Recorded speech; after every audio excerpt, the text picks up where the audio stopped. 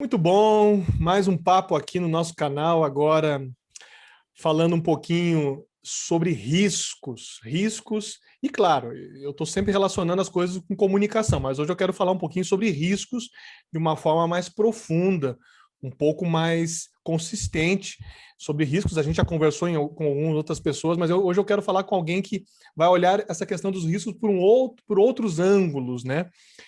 Que é risco?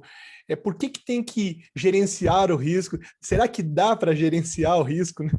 Isso é uma boa pergunta. Como é que trabalha o risco nas organizações, até o impacto que isso pode ter na comunicação? A gente vai falar um pouquinho também. Meu convidado é o Geraldo Falcão.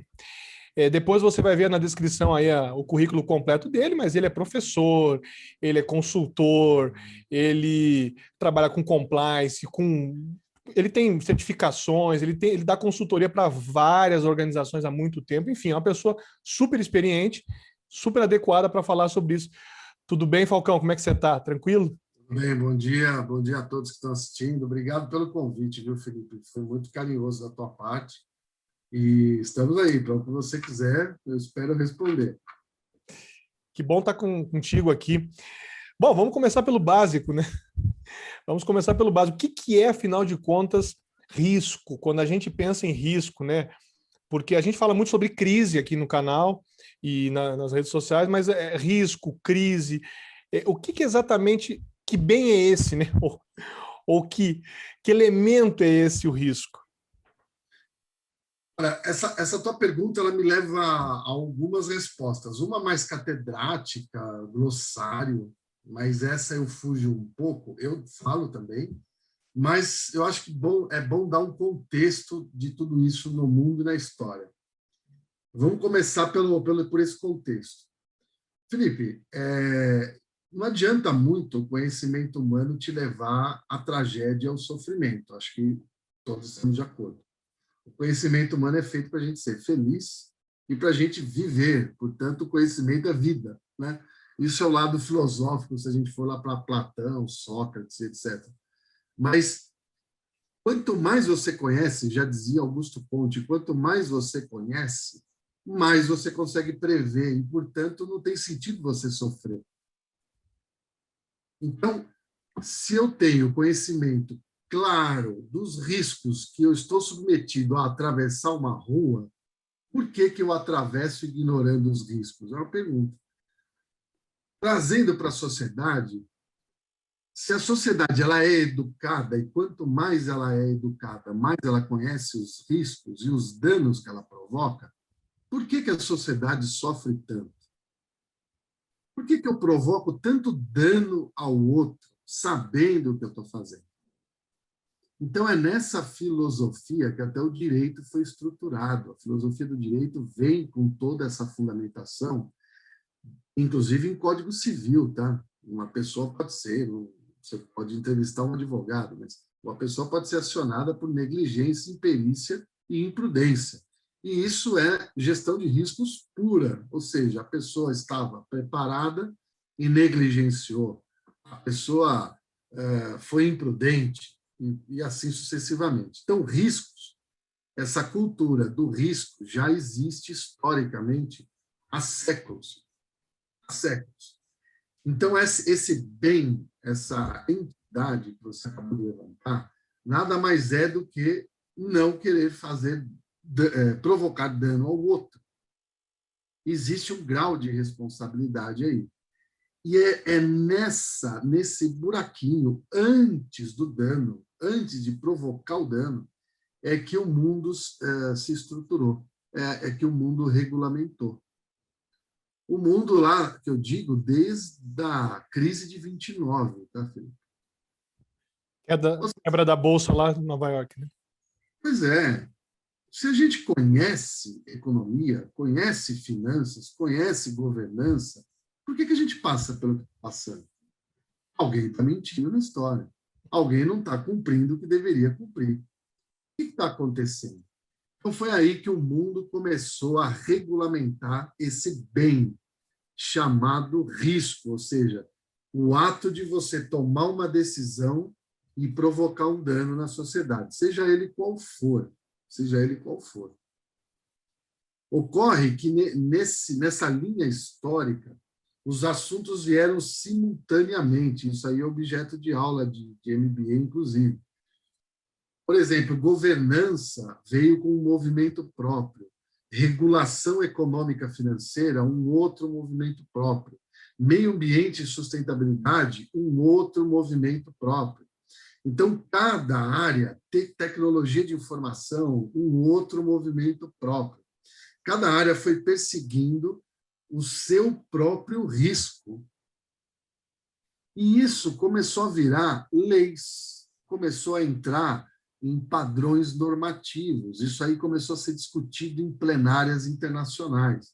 Então, por exemplo, quando eu recebo por e-mail um e-mail da ISO em Genebra para comentar uma norma, é porque aqui no Brasil todas as pessoas que são formadoras de opinião na área estão sendo ouvidas sobre o que é risco e se o texto que está na norma está correto ou não. Então, isso começou a ser padronizado, normalizado, e entrou na legislação.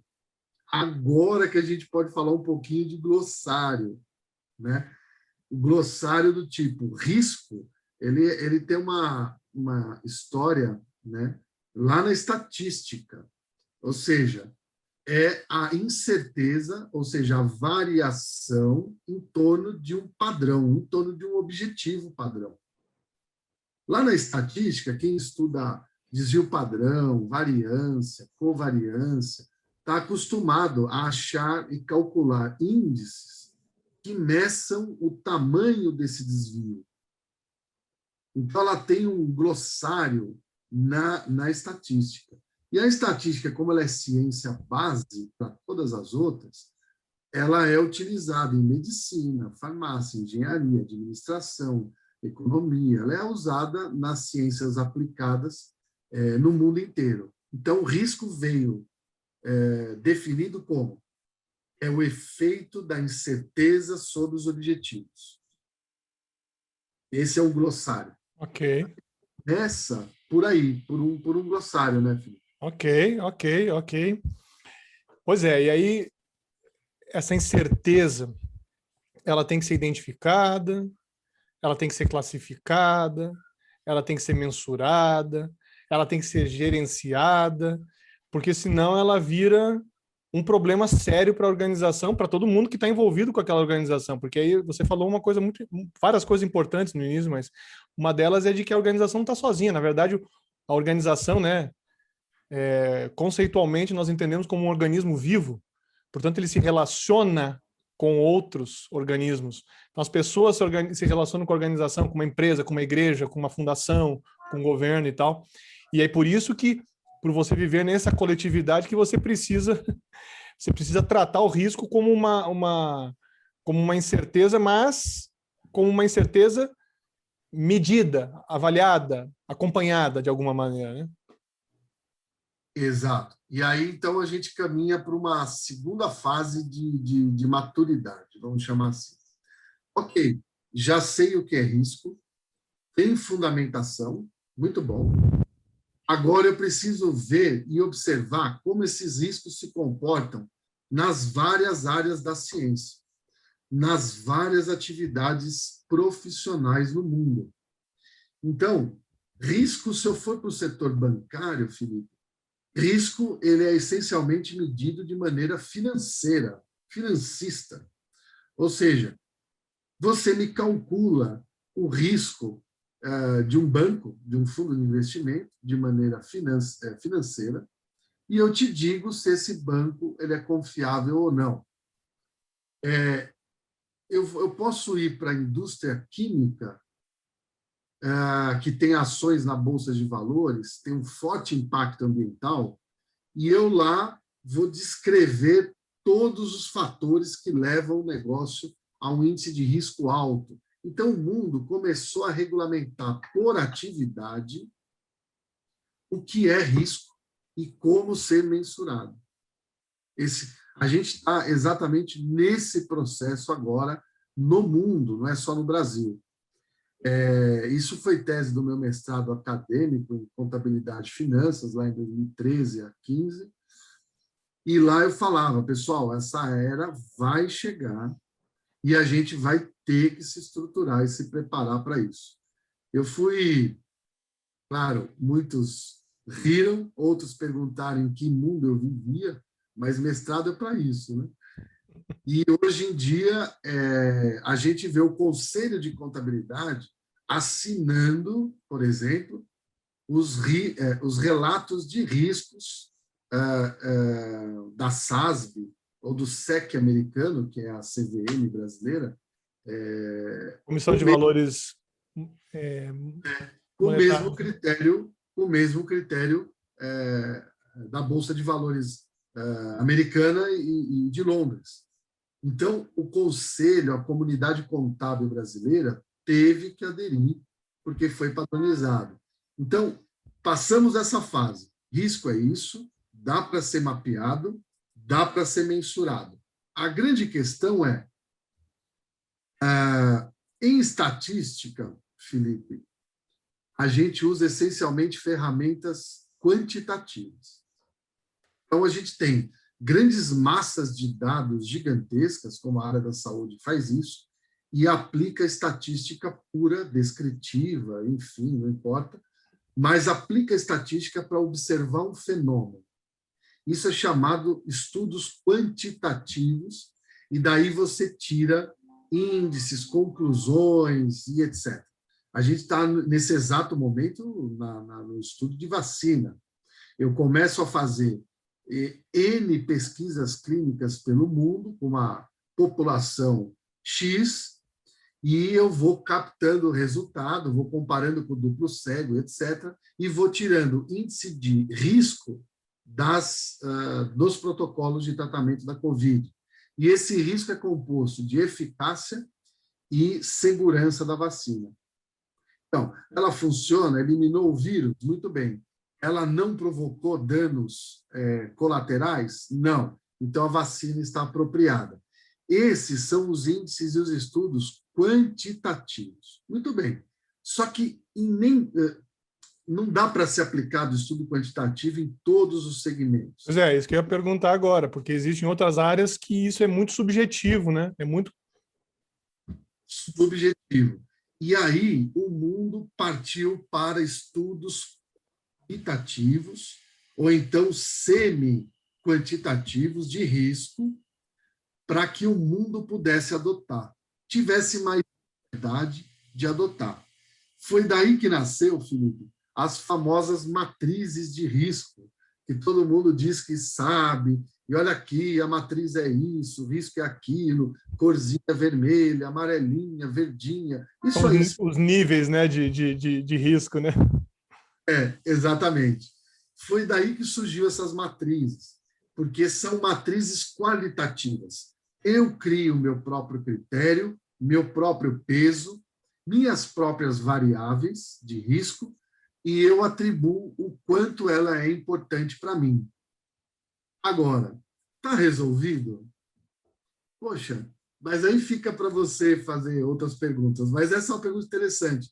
Então, se eu souber o que é risco, se eu souber mapear, colocar numa matriz, está resolvido? Pois é isso aí que eu fico pensando, e agora é justamente a outra questão aí. A gente sabe da existência do risco e do risco de não gerenciar o risco, vamos colocar assim, né? Isso vale para todas as organizações, né? Talvez assista aqui pessoas até de outras áreas, educacional, área de segurança, tem risco em tudo. Viver é um risco, viver é um risco, existir é um risco. Existir é um risco, né? Até para igrejas e tal. Mas não adianta só saber isso, né? E também não adianta só saber que precisa identificar, que precisa mensurar, que precisa, como o Geraldo Falcão falou agora, vou colocar numa matriz e pronto, tá tudo certo, tá tudo resolvido. E muitas vezes, o que eu vejo em grande parte das organizações é o mapeamento rápido, superficial, apressado, que dá uma ideia, mas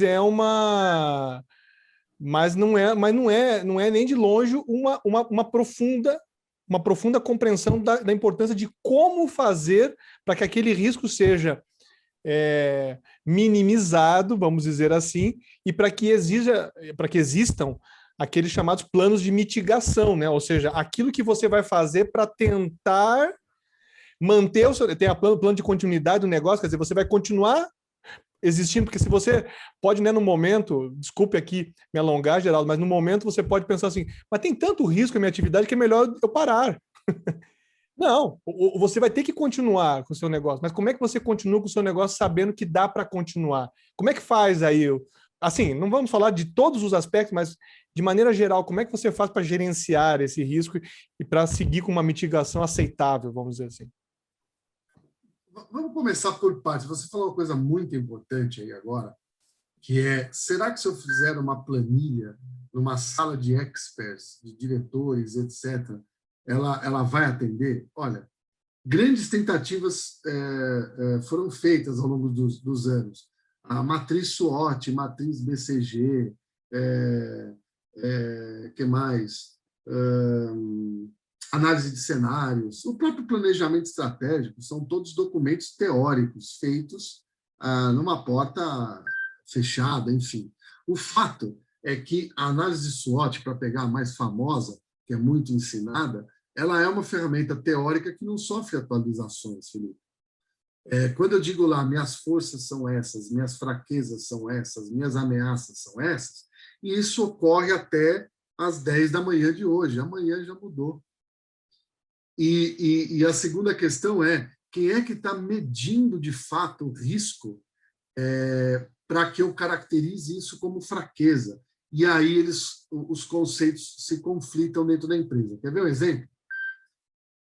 Risco depende do olhar. Quem está olhando? Você já assistiu aquele filme O Menino que Descobriu o Vento? Assisti, interessantíssimo. Maravilhoso.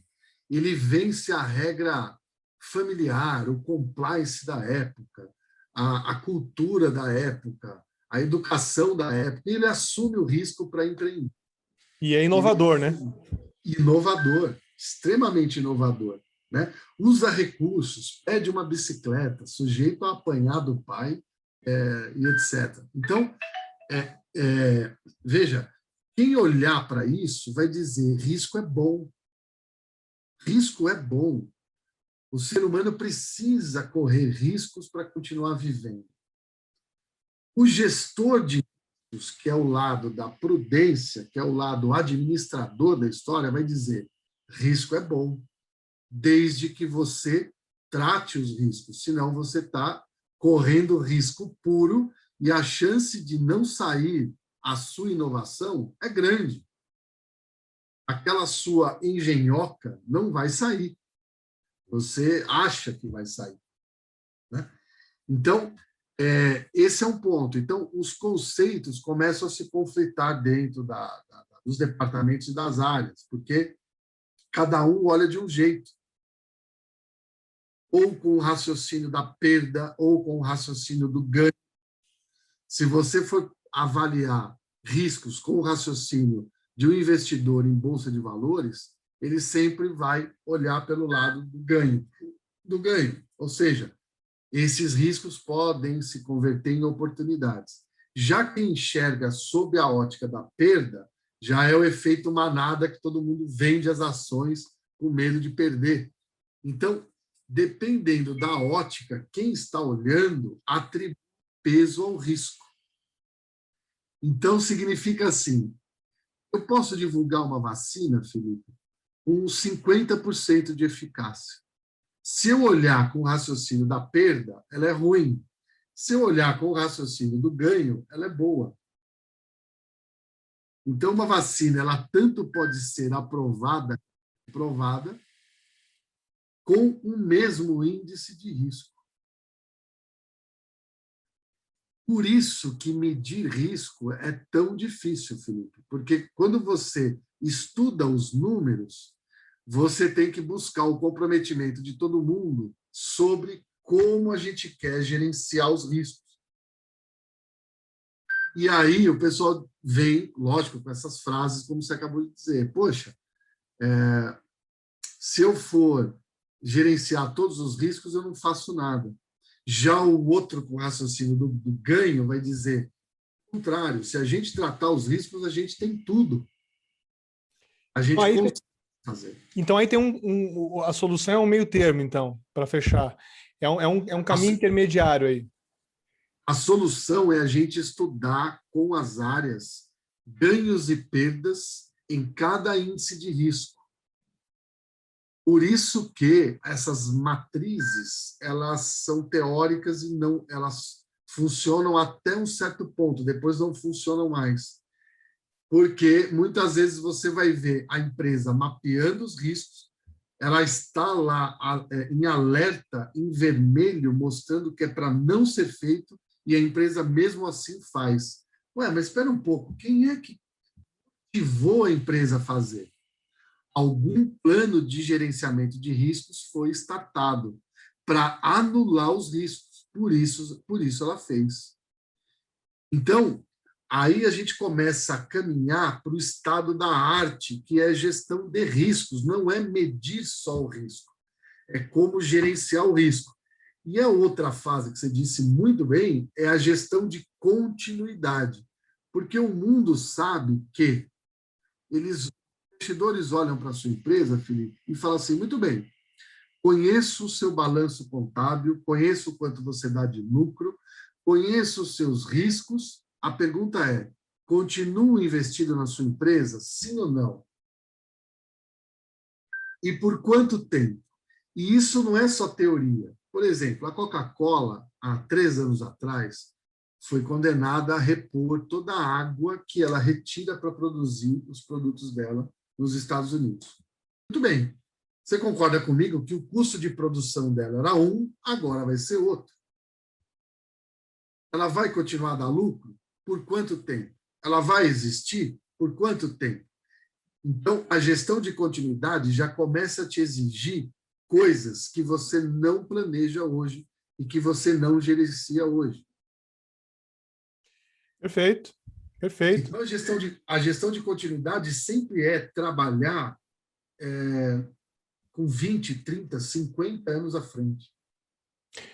Ok, ou seja, você vai continuar tendo seu negócio, você vai continuar tendo sua organização, só que você vai ter que lidar com os riscos, bem o que o Geraldo falou aqui, sabendo que vai ter perdas e ganhos. Você vai ter que fazer constantemente essa avaliação, porque ela faz parte de existir, né? Da existência da organização. O que ele está chamando a atenção muito é que não dá para fugir desta realidade e imaginar que ou só vai ter ganhos ou só vai ter perdas. Vai ter as duas coisas ao mesmo tempo, constantemente, e você vai ter que continuar tocando a vida na sua organização, né? Mas é bom saber, é muito melhor estar informado de que tem perdas e ganhos, né?